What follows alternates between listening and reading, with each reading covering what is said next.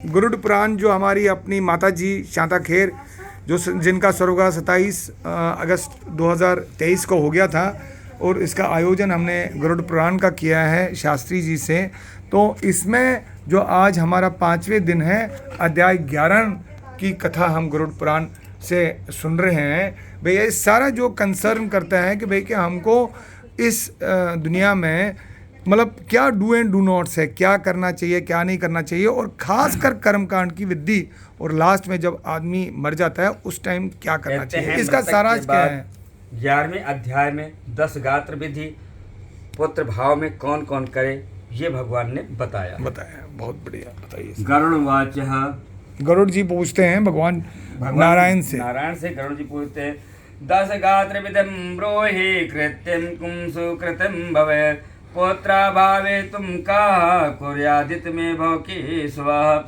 गरुड़ जी पूछते हैं, हे केशव 10 गात्र कर्म विधि को बताइए और उसके करने से क्या पुण्य होता है, पुत्र न होने पर तब 10 गात्र कर्म कौन करे, यह सब मुझे विस्तार से बताने की कृपा करें। श्री भगवान वाच शृणुताच प्रच्छामि 10 गात्र विधिं तव यद्धान सत्पुत्र मुच्यते पैतृका दृढात् पुत्रा शोकं परित्याज्य धृतिमास्थाय सात्विकीं पितुः पिंडादिकं कुर्यात् सुपातं न खायेत्। कहते भगवान श्री कृष्ण ने बताया, हे गरुड़ सुनो, मैं 10 गात्र विधि बताता हूँ, इसके करने से सुपुत्र पौत्र ऋण से मुक्त हो जाते हैं। इसलिए पुत्र शोक का त्याग कर सात्विकी धैर्य को धारण कर पिता के लिए अश्रुपात कर पिंडदान आदि करें। कहते हैं क्योंकि बांधवों के द्वारा किए गए अश्रुपात और शेष मात्र को विवश होकर प्रेत पान करता है, इसलिए इस समय निरर्थक शोक करके रोना नहीं चाहिए। यदि मनुष्य हजारों वर्ष रात दिन शोक करता रहे तो अभी मृत प्राणी कहीं भी दिखाई नहीं पड़ सकता। सही जिसकी उत्पत्ति हुई है उसकी मृत्यु निश्चित है और जिसकी मृत्यु हुई है उसका जन्म भी निश्चित है। इसलिए बुद्धिमान को इस असमय जन्म मृत्यु के विषय में शोक नहीं करना चाहिए। ऐसा कोई दैवी या मानवीय उपाय नहीं है जिसके द्वारा मृत्यु को प्राप्त हुआ व्यक्ति पुनः यहाँ वापस आ सके। असंभवी भावों को प्रतिकार यदि संभव होता तो नल राम और युधिष्ठिर महाराज याद दुख न प्राप्त करते। इस संसार में हमेशा के लिए किसी भी व्यक्ति के साथ रहना संभव नहीं होता है। जब अपने शरीर के साथ भी जीवात्मा का सार्वकालिक संबंध संभव नहीं है तो फिर अन्य जनों के अंतिक सहवास की बात क्या करें। कहते हैं जैसे कोई रास्ते में जाने वाला प्राणी वृक्ष की छाया में कुछ समय तक विश्राम कर चला जाता है, उसी प्रकार प्राणियों का सगामम होता है। जैसे प्रातः काल का बना हुआ भोजन शाम को खराब हो जाता है, उसी प्रकार अन्न से पुष्ट हुई नाशवान देह नित्य नहीं रह सकती। ऐसा विचार करना दुख की दवा है। इसलिए शोक रूपी अज्ञान को त्याग कर पुत्र पिंडदान याद की क्रिया करें। कहते हैं पुत्र छोटा भाई भ्राता के अभाव में ब्राह्मण शिष्य या सपिंडी सगोत्र वाले क्रिया करें। हे गरुड़ जिसके पुत्र नहीं है उसके पिंड दानाधिकार कर बड़े भाई या छोटे भाई के पुत्र या पौत्र करे। भाइयों के मध्य में एक भाई के पुत्र है तो उस पुत्र से सब भाई पुत्र वाले हैं, ऐसा मनु ने कहा है। एक पुरुष के अनेक स्त्रियां हो जिसमें एक स्त्री को पुत्र हो तो उस पुत्र को होते सब स्त्रियां पुत्र वाली हो जाती, ऐसा मनु ने आदेश किया है। कहते हैं सभी भाई पुत्रहीन हो तो उसका मित्र पिंडदान करे या इन सभी के अभाव में पुरोहित को ही क्रिया करनी चाहिए। इस क्रिया का लोप नहीं करना चाहिए। यदि कोई स्त्री या पुरुष अपने इष्ट मित्र की आर्धदैहिक क्रिया करता है तो अनाथ प्रेतक का संस्कार करने से उसे कोटि कोटि यज्ञ का फल प्राप्त होता है। हे गरुड़ पिता का 10 गात्रादि कर्म पुत्र को ही करना चाहिए, किंतु यदि ज्येष्ठ पुत्र की मृत्यु होने पर अति स्नेहवश पिता उसकी 10 गात्रादि कदापि न करे। बहुत से पुत्रों के होने पर भी 10 गात्र सपिंड तथा अन्य 16 श्राद्ध एक ही पुत्र को करना चाहिए। पैतृक संपत्ति का बंटवारा हो जाने पर भी 10 गात्र सपिंडन और 16 श्राद्ध एक को ही करना चाहिए, किंतु सम्माश्रय आदि श्राद्धों को विभक्त पुत्र अलग अलग कर सकते हैं। कहते हैं ज्येष्ठ पुत्र 10 गात्र एक समय भोजन भूमि पर शयन ईश्वर का ध्यान कर पवित्र रहें। 7 बार भूमि में परिक्रमा करें। करने का जो फल होता है उसका फल माता तथा पिता की क्रिया को पुत्र को मिलता है। 10 गात्र से लेकर 12 माह तक क्रिया करने से गया के श्राद्ध के फल को प्राप्त होता है।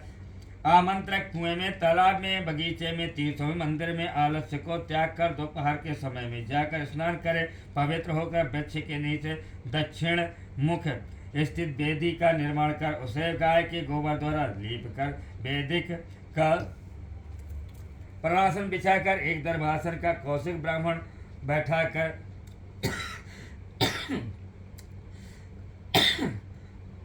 पादादि से पूजन कर आशी इस मंत्र से नमस्कार कर इसके समीप पिंड स्थान एक ऐसी रेशमी कपड़ा बिछाकर उस पर नाम गोत्र उच्चारण कर पिंड प्रदान करें।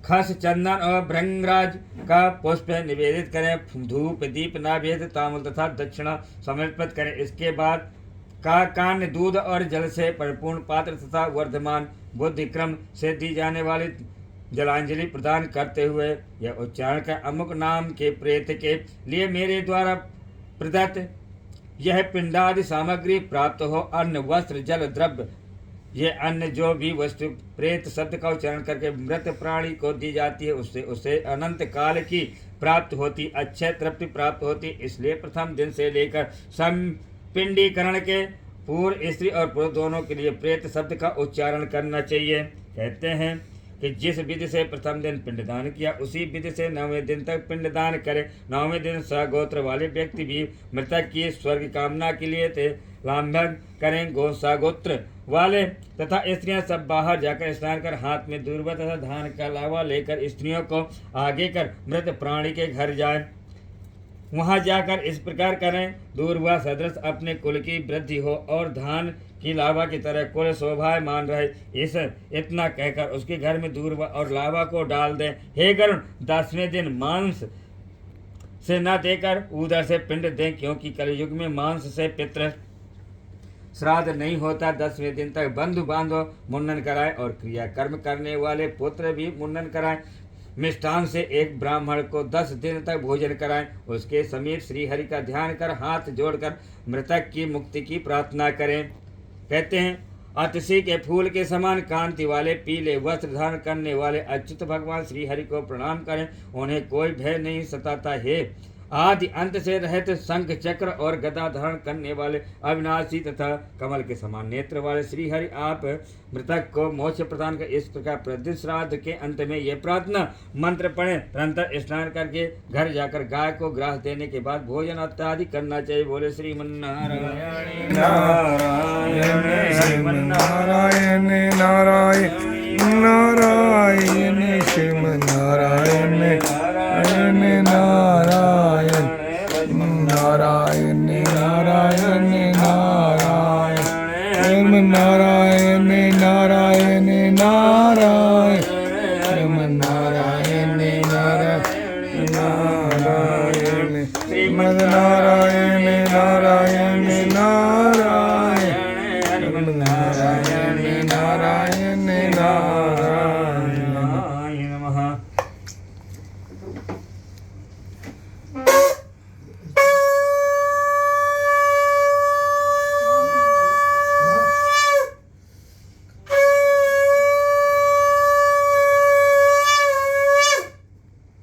God bless इसमें लिखा है कि everybody. भोजन करवाना चाहिए पंडित जी को, भोजन करवाना चाहिए। हाँ, 10 दिन दूसरे के बाद 10 दिन के बाद लिखा पंडित जी भी बोलते हैं ना 10 दिन के मिष्टान करना, तो आप तो मिष्टान कर ही नहीं देते हैं। भोजन तो करते ही नहीं है पंडित जी। पंडित जी तो दूसरी जगह लिखा है नहीं करना है। बाहर निकालिए, होटल में चलिए, चाहे मिष्ठान जरूर देवाइए। नहीं नहीं, घर में क्यों? घर में नहीं देने का वो तो घर में का है। मिष्ठान देने के लिए कहा, भोजन के लिए नहीं कहा। 10 दिन तक मिष्ठान खा 10 दिन तक मिष्ठान देना चाहिए। तो घर से बाहर अच्छी बात, पाकिस्तान नहीं जाएंगे, अच्छी बात है, अच्छी बात है, वही है ना, अच्छी बात है, बहुत बढ़िया बात है। मगर एक चीज है कि भाई कि इसमें काफी लेकिन एक बात बताइए, अभी इंटरप्रिटेशन आपको हमको काफी जो हमारे सवाल है उसका जवाब देना पड़ेगा, ढूंढना पड़ेगा। हम इंतजार कर लेंगे, बहुत सारे जो भी सवाल हमने आपको कर लिया उसका जवाब देना पड़ेगा आपको। एक बात पहले उसने हम उसके जवाब के इच्छुक हैं। कि 10 दिन तक भोजन ब्राह्मण नहीं कर सकता। हाँ, नहीं तो वो बोले कुत्ता बनेगा। पहले रोक कुत्ता दिए। बनेगा। अब यहाँ जजमान कह रहा है कि 10 दिन तक उसे मिष्ठान खाना है, कैसे खाएगा? तो मिष्ठान दान करने की मैं बताता हूँ। नहीं, इसमें वो आठ मिनट। हमारे जो लोकल आठ मिनट। क्रिया होती हैं, जैसे हमारे यहाँ लोकल क्रिया होती हैं, तो शमशान घाट जहाँ होते हैं वहाँ ये सारी चीजें धर रखी जाती हैं। ये उसके लिए क्रिया बताया गया, ये नहीं है कि ब्राह्मण भोजन ही करे। चलिए, धन्यवाद, बहुत बहुत धन्यवाद। God bless.